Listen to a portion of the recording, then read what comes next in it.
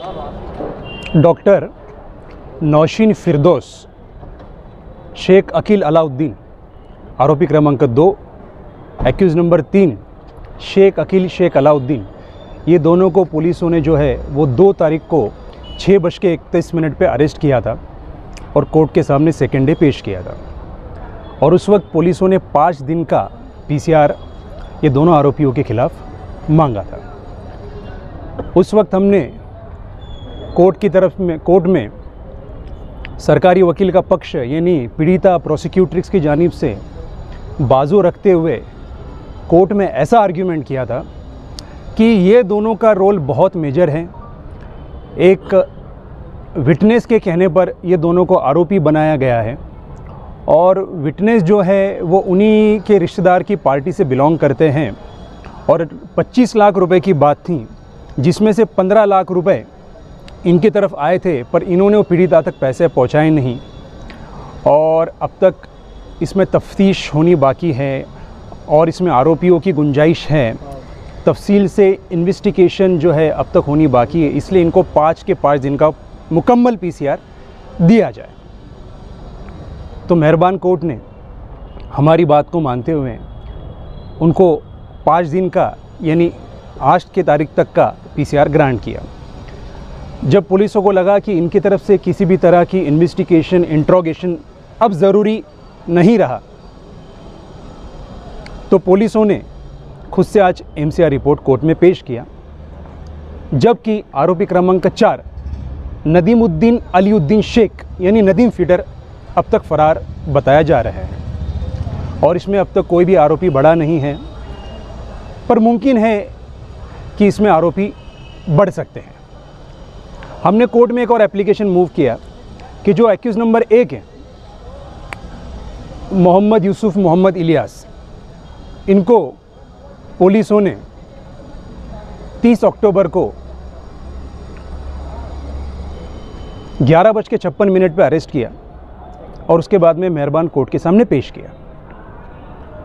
और उनके थ्रू उनके वकीलों ने एक एप्लीकेशन कोर्ट में ऐसा दिया था कि इनकी हेल्थ ठीक नहीं रहती है, डायबिटीज़ के BP के पेशेंट है, तो इनको दवाई गोलियां जो है वो हमारे थ्रू यानी उनके रिलेटिव के थ्रू प्रोवाइड करने की परमिशन मिले, जिस पे हमने भी ना हरकत दिया, हमने भी कोई ऑब्जेक्शन नहीं लिया। पर बाद में ऐसा पता चला कि इन्होंने सिविल हॉस्पिटल के कुछ कर्मचारियों और डॉक्टर्स को मैनेज करके वहाँ पर एडमिट हो गए और अभी तक वो वहीं पर एडमिट हैं। मोबाइल फ़ोन भी इस्तेमाल कर रहे हैं, पीड़िता के ऊपर दबाव भी ला रहे हैं, उसको प्रेशराइज़ भी कर रहे हैं और उससे कह रहे हैं कि तू कॉम्प्रोमाइज़ कर ले वरना तुझे समझ में आ जाएगा कि हम क्या कर सकते हैं। तो इस एतबार से हमने कोर्ट में आज एक एप्लीकेशन पेश किया और कोर्ट को बताया कि बिना किसी कोर्ट के ऑथेंटिकेट लेटर के, बिना किसी कोर्ट के परमिशन के ये लोगों ने वहाँ पर उनको कैसे एडमिट किया, तो इसमें शो कॉज नोटिस निकाली जाए, पुलिसों से इसका खुलासा मांगा जाए, वहाँ के जो भी कर्मचारी उनसे भी इस बारे में तफसील से तफ्तीश की जाए कि क्या मामला है और उनको बिना किसी परमिशन के और किस बुनियाद पर रखा गया है। और हमने कोर्ट में लेटर की बुनियाद पर ऐसे ही कहा है कि जो नासिक सेंट्रल का जो मेडिकल है उसका रिपोर्ट करवा के इसकी हकीकत मालूम की जाए कि हकीकत में ये किसी बीमारी के शिकार है या फिर बस एक बहाना करके वहाँ पर वो क़याम पज़ीर है। पीड़िता ने बताया है कि उनको धमकाया जा रहा है। पीड़िता की तरफ से मालूमात मिली है, उनके कुछ रिश्तेदारों की तरफ से ऐसी मालूमात हासिल हुई है। कुछ अभी जो आरोपी है उन्होंने किसी का नाम लिया या कुछ ऐसा कुछ हुआ? ऐसा तो फ़िलहाल कुछ मेरी मालूमात में नहीं है, पर मुमकिन है कि इसमें आरोपी बढ़े, पर अब तक तो तफ्तीश में ऐसा नज़र आता है कि कोई भी आरोपी इसमें निष्पन्न नहीं हुआ है सिवाय नदीम फिटर के। आज जो 2 आरोपी को पेश किया तो क्या उनका MCR हुआ है या? उनका MCR हो गया, अभी उनको सेंट्रल जेल भेजा गया है 14 दिन की तारीख देकर। अच्छा, इतने संगीन मामले में सिर्फ 2-2 दिन में जो है MCR हो जा रहे हैं,